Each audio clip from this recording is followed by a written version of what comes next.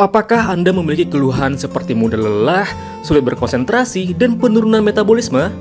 Bisa jadi karena produksi hormon tiroid menurun loh, atau yang bisa disebut hipotiroid. Yuk, tonton video ini secara lengkap bagaimana klinik Alkindi mengatasinya.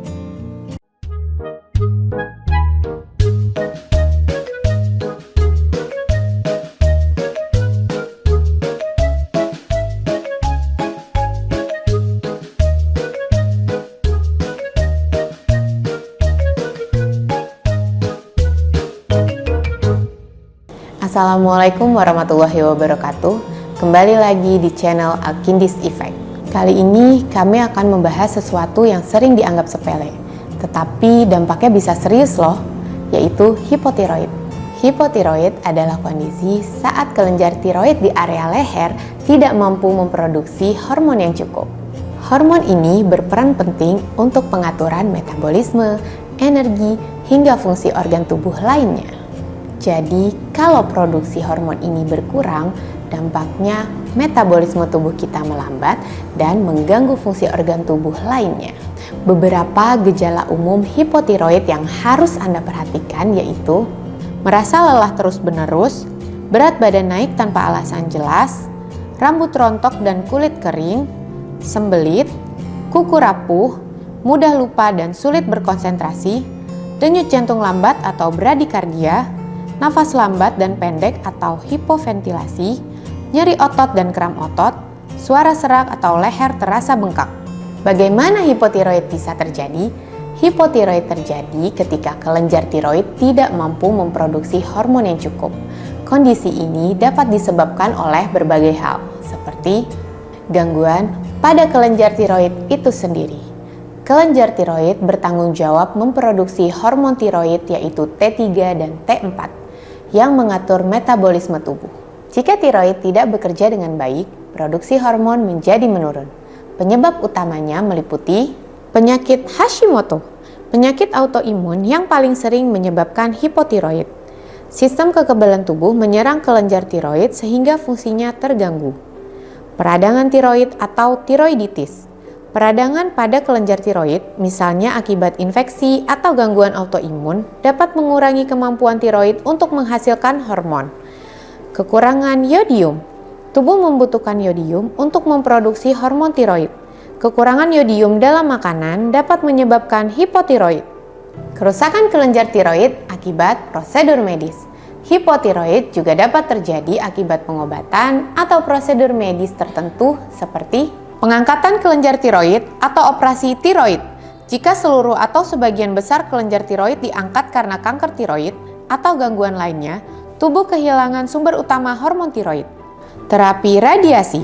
Radiasi untuk pengobatan kanker leher atau kepala dapat merusak kelenjar tiroid, sehingga mengurangi produksi hormon. Masalah pada kelenjar pituitari atau hipofisis. Kelenjar pituitari yang terletak di otak mengontrol aktivitas kelenjar tiroid dengan melepas hormon perangsang tiroid atau thyroid stimulating hormone. Jika kelenjar pituitari mengalami gangguan seperti tumor atau cedera, maka produksi TSH akan menurun, menyebabkan tiroid tidak dapat menghasilkan hormon tiroid yang cukup.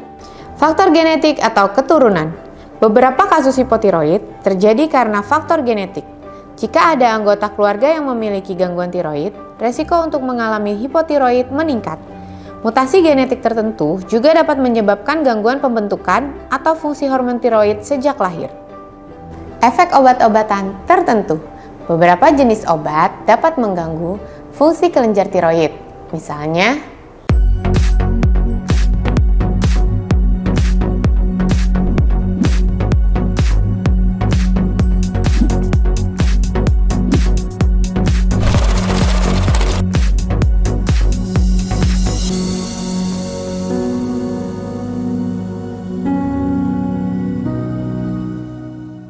amiodaron, obat untuk mengatur irama jantung. Litium, digunakan untuk pengobatan gangguan bipolar. Obat anti-tiroid, digunakan untuk mengobati hipertiroid, namun jika dosis terlalu tinggi dapat menyebabkan hipotiroid. Kondisi yang terjadi sejak lahir atau hipotiroid kongenital. Pada beberapa bayi, Kelenjar tiroid tidak berkembang dengan baik sejak dalam kandungan. Ini bisa disebabkan oleh faktor genetik atau kurangnya asupan yodium selama kehamilan. Penuaan atau perubahan hormonal. Seiring bertambahnya usia, resiko hipotiroid meningkat, terutama pada wanita setelah menopause.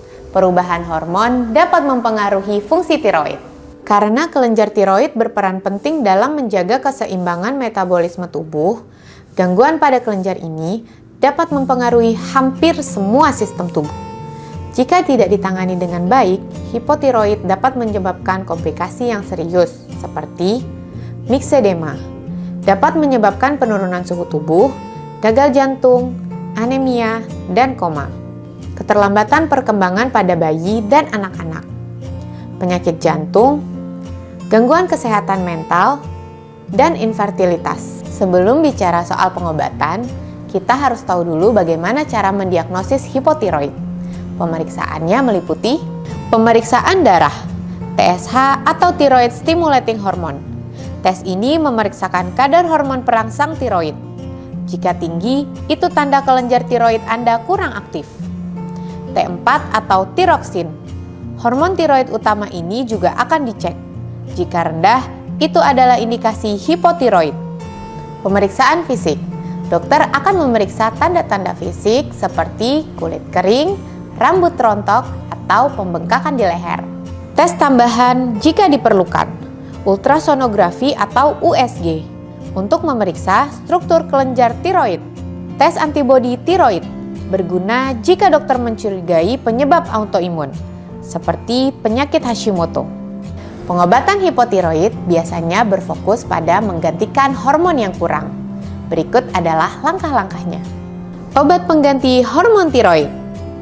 Levothyroxine. Obat ini adalah standar untuk pengobatan hipotiroid, yaitu hormon tiroid sintetis yang bekerja menggantikan hormon alami tubuh. Lalu, bagaimana cara klinik Alkindi mengatasi hipotiroid? Salah satu pasien kami didapati memiliki peningkatan kadar TSHS hingga 10,066. Seperti yang sudah dijabarkan sebelumnya, jika tinggi menandakan bahwa produksi hormon tiroid menurun. Hal tersebut menyebabkan gejala berupa mudah lelah, sulit berkonsentrasi, dan penurunan metabolisme tubuh.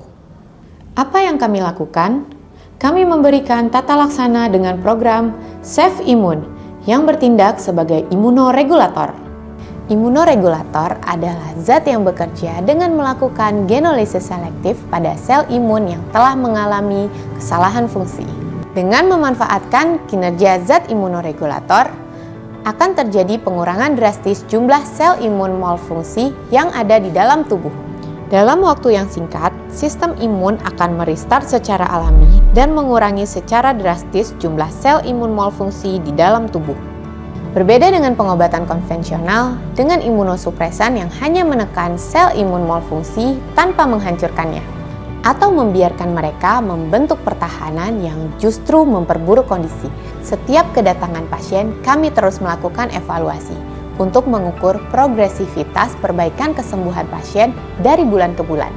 Ketika kami mendapati keluhan pasien berkurang dibanding kedatangan awal pasien, kami merujuk pasien agar melakukan pemeriksaan TSHS kembali, agar mengetahui perkembangan pasien selama menjalani program Safe Immune. Dalam waktu 2 bulan, hipotiroid berhasil tertangani dengan program Safe Immune tanpa intervensi obat kimia. Hal ini ditandai dengan kelenjar tiroid berhasil memproduksi hormon tiroid dengan normal. Terlihat dari hasil pemeriksaan TSHS yang turun menjadi 0,665. Program Safe Immune secara aktif mengurangi sel imun malfungsi yang ada di dalam tubuh melalui proses genolisis selektif. Program Safe Immune bukan hanya mampu mengobati autoimun jenis hipotiroid. Penyakit autoimun lain seperti Behcet syndrome, systemic lupus erythematosus, psoriasis vulgaris, idiopatik trombositopenia purpura, anemia hemolitik autoimun, deep vein thrombosis, skleroderma, alopecia areata, pemphigus bullosa, pemphigus foliaceus juga berhasil tertangani dengan program Safe Immune. Tonton video bukti medis kami yang lainnya ya. Semoga informasi ini bermanfaat untuk Anda. Saya pamit undur diri. Wassalamualaikum warahmatullahi wabarakatuh.